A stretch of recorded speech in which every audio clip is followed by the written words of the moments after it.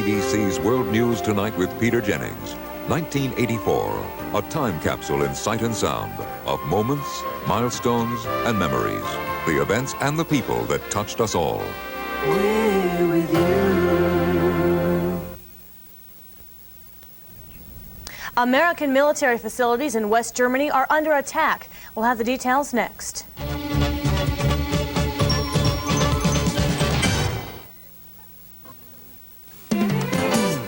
This is the Pikes Peak Broadcasting Company, KRDO TV, Colorado Springs, Pueblo. And now, live. This is the News 13 Weekend 10 o'clock report. With news anchor Jill Wagner. Weather with Marie Burgess. And sports with John Driggs. News 13, Southern Colorado's #1 news report. Good evening, everyone. Thanks for joining us on this Sunday night. This New Year's weekend celebration has been marred by violence and terrorism. American military facilities in West Germany have come under bombing attacks 3 times this weekend. A left-wing group has claimed responsibility for that. Terrorism has declined in the U.S. during the past 10 years, but the number of bombings and fires at abortion clinics across the country has escalated. A 21-year-old Florida man has been charged with bombing 4 abortion clinics in Pensacola. According to the director of the FBI, William Webster, the bombings of those abortion clinics are not the result of a terrorist group. Today, Webster denied that the federal government was in any way ignoring the problem. The FBI is not looking the other way. The federal government is not looking the other way. Webster made his comments on the CBS program Face the Nation. PLO leader Yasser Arafat is blaming Syria for the assassination of a top PLO leader. Arafat led mourners today at the funeral of the PLO aide. In Italy, thousands of residents are protesting the early release of a Nazi war criminal. Redder is the last war criminal to remain in an Italian jail. To these people, the memory of that day 40 years ago is still too horrifying for the perpetrator to be forgiven. Meanwhile, closer to home, the investigation into the murder of Alan Berg, a Denver radio talk show host, has uncovered details of a well-financed group of neo-Nazis. The Iranian sect is a communication network of home computers linked by phone lines. The FBI is investigating that sect in connection with murders, robberies, and possession of explosives. The Aryan sect is being linked to crimes in Colorado, Idaho, Montana, and Washington State, including the machine gun murder of Alan Berg. Gary Lee Yarbrough, a neo-Nazi, was arrested in connection with Berg's death. Local news is next on the Weekend Report. The search is underway for the sole eyewitness in the 10-year-old murder of a massage parlor owner. We'll have the details right after this station break.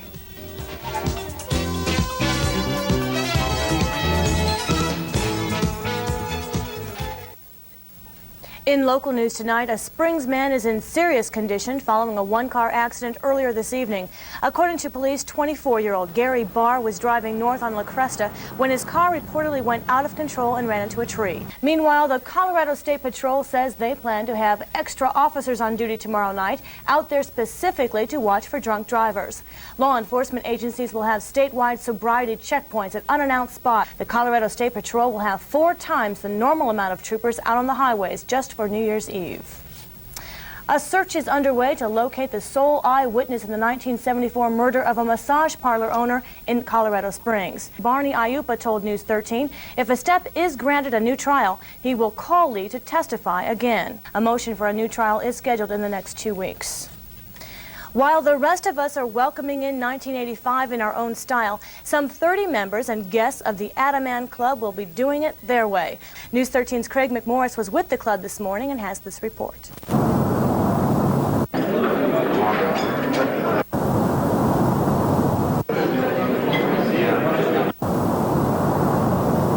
You should eat a hearty breakfast before climbing a mountain, and that's how the Adaman Club and its guests started the morning. The journey will be capped at midnight New Year's Eve, with the fireworks being electronically activated from the top of the peak. Craig McMorris, News 13. Well, it looks like the last day of 1984 may bring in some snow. Marie joins us next with Colorado's weather forecast. Details next when News 13 continues.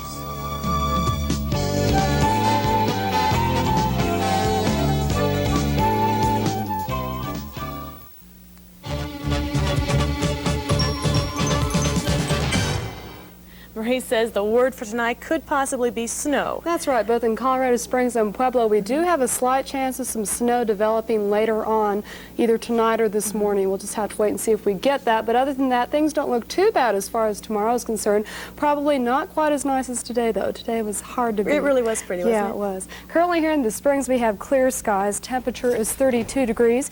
Meanwhile, on our national map, we have another low pressure system here in the Pacific Northwest giving us a couple of showers there. Meanwhile, as far as the eastern U.S. is concerned, we have a front slowly pushing toward the east, some showers associated with that. In just a moment, closer look at Colorado's weather in detail. We'll be right back.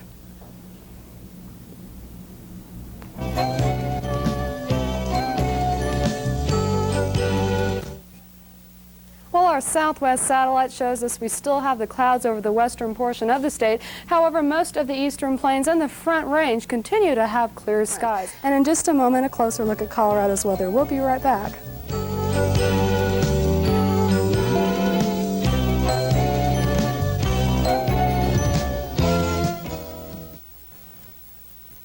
Well, our southwest satellite shows us mostly cloudy conditions over the state, and also you can see how those winds aloft are pushing the clouds farther toward the eastern plains. Meanwhile, this is what our satellite picture looks like. Let's take a look at our forecast now to see what's in store for us. First of all, for the lower Arkansas Valley, we can expect cool conditions tonight with patchy fog developing later. And finally, here in the Springs, cool, patchy fog developing later tonight. And tomorrow, cloudy, breezy, and much colder with a 20% chance of light snow, a low of 15 and a high of 28. It was too good to last for too much longer, Jill. We'll be looking a little bit more like winter. However, they won't be sticking around too long. And Tuesday looks pretty good. Okay, thanks a lot, Marie.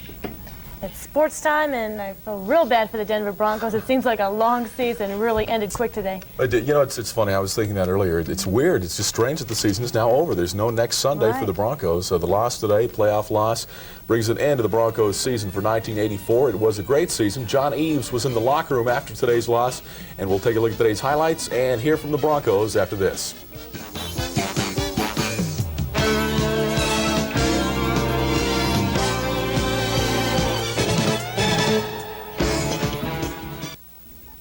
The Denver Broncos' drive towards an AFC championship and a berth in Super Bowl 19 in Palo Alto came to an end today when the Broncos were eliminated from the playoffs by the Pittsburgh Steelers. Broncos fell to Pittsburgh 24-17 this afternoon at Mile High Stadium. Steelers fumbled the ball away on their first two possessions. Tom Jackson recovers the Mark Malone fumble here. A last desperation pass from Elway as he goes bombs away with no time left on the clock. That one falls incomplete. Pittsburgh beat the Broncos 24-17. Later, our John Eaves was in the Broncos locker room. Steelers really had a balanced attack today. Two good running backs, and of course those two receivers. I know you were on Lips and Stallworth. They're a good team. Yeah, you know, like I say, they played excellent today, and I have to give them credit. They got a great team. We're just really disappointed, but you gotta realize we did have a great season. We really fought and hung together to get to where we were. Make no mistake about it, the Broncos will be heard from again in the playoffs. Pittsburgh beat the Bronx 24-17. Broncos end up a fine season at 13-4 for the year. The NFC Championship matchup will have the Chicago Bears in San Francisco to take on the 49ers next Sunday. Yes, Mike Ditka's Chicago Bears beat Washington 23-19. I tell you, it was the perfect time to call that play because we faked the reverse, and going that way, it just sucked everybody in, and it's okay, we're going to the reverse. All right, Bears beat Washington 23-19. Again, the Bears will face the 49ers in San Francisco next Sunday in the NFC Championship game. In college football, postseason bowl play will resume tomorrow with a couple of games on the agenda. Well, coming off last night's triumph over the Sonics in Seattle, the Midwest Division leading Denver Nuggets will take a few days off before hosting second-place Houston at McNichols Arena Wednesday night. And Philadelphia and the LA Kings, Jill, are all even at 2 apiece in the second period. Okay, thanks a lot, John. Don't go away. We'll be right back.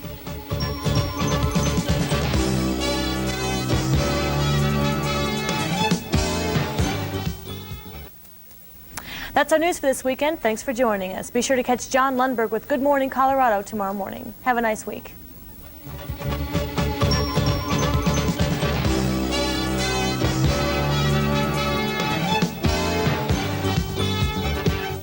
This is KRDO TV, Colorado Springs, Pueblo.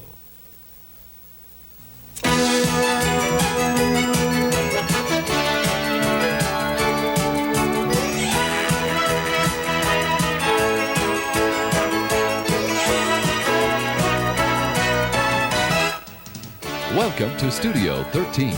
Tonight, Cliff Robertson and Geraldine Page star in J.W. Coop.